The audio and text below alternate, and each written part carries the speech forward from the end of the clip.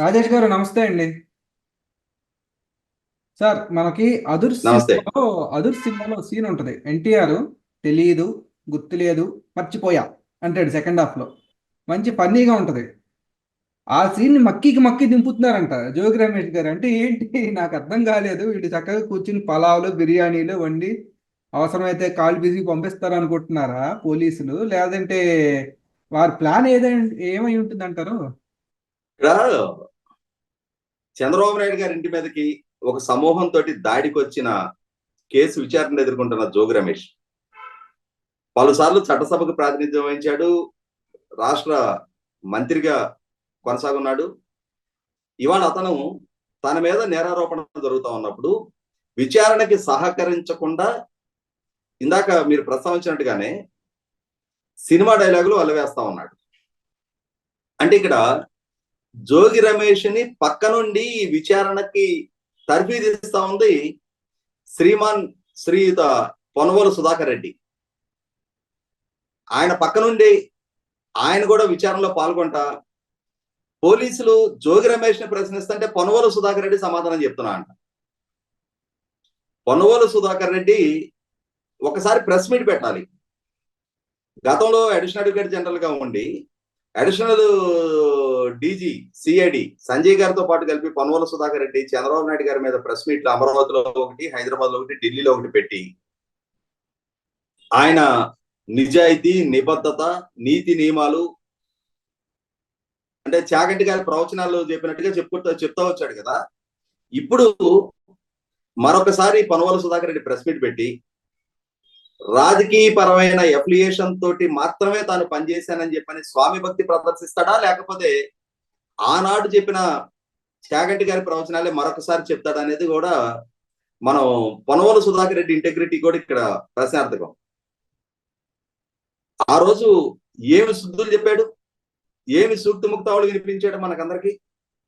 మరి వాళ్ళ Z plus category రక్షణలో ఉన్న ప్రధాన ప్రతిపక్ష నాయకుడి ఇంటి మీదకి శాసనసభ్యుడి హోదాలో కర్రలు కటారులతోటి వందలాది మందితోటి ఒక సమూహంగా దాడికి వచ్చి ఆ దాడికి రావటాన్ని సమర్థించుకుంటా నేను విజ్ఞాపన పత్రాన్ని ఇవ్వడానికి వచ్చాను, నిరసన తెలియజేయడానికి వచ్చాను అని చెప్పని సమర్థించుకునే ప్రయత్నం చేస్తా. నువ్వు నిరసన తెలియజేయడానికి వస్తే నిన్ను అడ్డుకోపోయిన తెలుగుదేశం శ్రేణుల మీద దాడి ఎందుకు చేసావు? వాళ్ళని ఎందుకు గాయపరిచావు?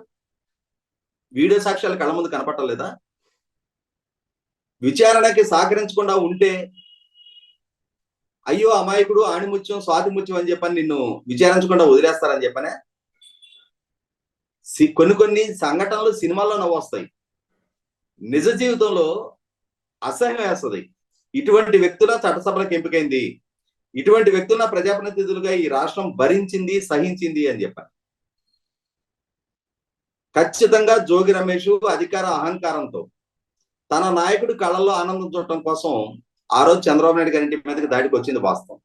ఆ దాడిని సమర్థించుకుంటా తానే చాలా సందర్భాల్లో ప్రెస్ మీట్లలో మీ ఇంటి మీదకే వచ్చా, మీ నాన్నే ఉరికించా అని చెప్పని నారా లోకేష్ ఉద్దేశించి కూడా వ్యాఖ్యలు చేయడం జరిగింది. అంటే తాను దాడికే వచ్చానని చెప్పని తనకు తానే అడ్మిట్ అయ్యాడు. ఈ రోజు ప్రభుత్వం మారి తమ పదవులు కోల్పోయి అధికారం తలకిందులైపోయేటప్పటికీ నేను నిరసన తెలియజేయడానికి వచ్చాను అని చెప్పని సన్నాయి నొక్కులు నొక్కిన మాత్రాన నిజం అబద్ధం కాదు. ఖచ్చితంగా ఇక్కడ జోగి రమేష్ అయినా జోగి రమేష్ కి వెన్నెముకగా నిలబడుతూ విచారణలో జోగి రమేష్ ని నువ్వు ఇక్కడ మాట్లాడకుండా ఉండు, మనం నెట్ఫ్లిక్స్ సిరీస్లు చూస్తూ ఉంటాం, నీకు ఆప్షన్ 5 యూజ్ చేసుకునే రైట్ ఉంది అని చెప్పగానే నేను ఇక్కడ సైలెన్స్ వహిస్తున్నానని చెప్పని చెప్తారు ఆ సిరీస్లో. ఇది ఇండియా. నువ్వు ఇక్కడ మౌనంగా ఉంటే మౌనం అర్ధాంగీకారం కాదు, పూర్తి అంగీకారంగా భావించాల్సి వస్తుంది. విచారణకు సహకరించకుండా ఉంటే పూర్తి స్థాయి ప్రభుత్వం ఏ ఛార్జెస్ ఫ్రేమ్ చేయదలుచుకుంటే ఆ ఛార్జెస్ కి నువ్వు బాధ్యుడవుతావు. విచారణకు సహకరించి విచారణలో వాస్తవాలని చర్చిస్తే కళ్ళ ముందు సాక్ష్యాధారాలు ప్రభుత్వం దగ్గర కనిపిస్తా ఉన్నప్పుడు, విచారణ సంస్థ దగ్గర నీ వీడియో ఫుటేజ్లు, నీ కాల్ డేటా మొత్తం కళ్ళ ముందు కనిపిస్తా ఉన్నప్పుడు, కుట్రకోణంతో చంద్రబాబు నాయుడు గారి ఇంటి మీద దాడికి వచ్చిన సంఘటన ఎస్టాబ్లిష్ అవుతా ఉన్నప్పుడు దాని నుంచి తప్పించుకోవాలని చూస్తే లేదు. నిన్నగాక మనం చూసాం వాళ్ళ కొడుకు పేరిట వాళ్ళ చిన్నాన్న పేరిట అగ్రిగోల్డ్ భూములు బాహాటంగా సర్వే నెంబర్ల మార్పు చేసి రిజిస్ట్రేషన్ చేయించుకొని వాటిని మళ్ళీ వేరే వాళ్ళకి అమ్మేసి సొమ్ము చేసుకున్న సంఘటన కళ ముందు కనిపిస్తుంటే అయ్యో అయ్యో మా కొడుకు ఉన్నత విద్యావంతుడు అమెరికాలో చదువుకొని వచ్చాడు, ఇప్పుడు డెలాయిట్ లో వర్క్ చేస్తా ఉన్నాడు, నోట్లో వేలు పెడితే కొరటం కూడా చేత కాదు అని చెప్పని వాళ్ళ కొడుకుకి సర్టిఫికెట్ ఈయనకి ఇచ్చుకుంటా ఉన్నాడు. అదే కొడుకు వయసు అంతరం కూడా మర్చిపోయి విఘ్నత మర్చిపోయి సంస్కారహీనంగా చంద్రబాబు నాయుడు గారిని గురించి ఏ విధంగా వ్యాఖ్యలు చేసింది చూసాం మనం. అదే కొడుకు మొన్న జరిగిన ఎలక్షన్స్ రోజు పెనమలూరు నియోజకవర్గంలో ఎన్ని దాడులు దౌర్జన్యాలకు పాల్పడ్డది కూడా అక్కడ పెనమలూరు నియోజకవర్గ ఓటర్లకి ప్రజలకి ఒక స్పష్టత ఉంది. కాబట్టి జోగి రమేష్ చేలో మేస్తా, కొడుకు మాత్రం గట్టును వేసాడు అని చెప్పని నమ్మించే ప్రయత్నం చేస్తున్నాడు. జోగి రమేష్ పెంపకంలో మనం గతంలో ఇతంది మన హిందీ హీరో ఒక పాట విన్నాం, అమ్మా తేరా మున్నా బిగడా జాయ్ అని చెప్పి. ఖచ్చితంగా జాకీ ష్రాఫ్ది చాలా హిట్ సాంగ్ ఆ రోజుల్లో. ఇవాళ జోగి రమేష్ పెంపకంలో జోగి రమేష్ కొడుకు, జోగి రమేష్ 10 ఆకులు చదివితే జోగి రమేష్ కొడుకు 12 ఆకులు చదివాడు. ఇవాళ కళ్ళ ముందు కనిపిస్తా ఉంది. ఇవాళ వీళ్ళ అహంకారం, వీళ్ళ అధికార మదం, అధికారం కోల్పోయిన తర్వాత ఇప్పుడు శాంతి వచనాలు నీతి సూక్తులు వల్లవేసిన మాత్రాన జరిగిన సంఘటనలు మాపు కావు. మీరు చేసిన నేరాలు నిర్ధారణ అయి తీరుతాయి.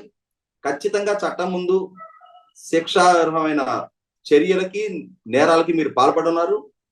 మీరు ఎంతగా బొంకినా, ఎంతగా అమాయకత్వం నటించినా విశ్వసించడానికి విచారణ సంస్థలు కానీ ప్రజలు కానీ సిద్ధంగా లేరనేది వాస్తవం. ధన్యవాదాలు సార్ రాజేష్ గారు.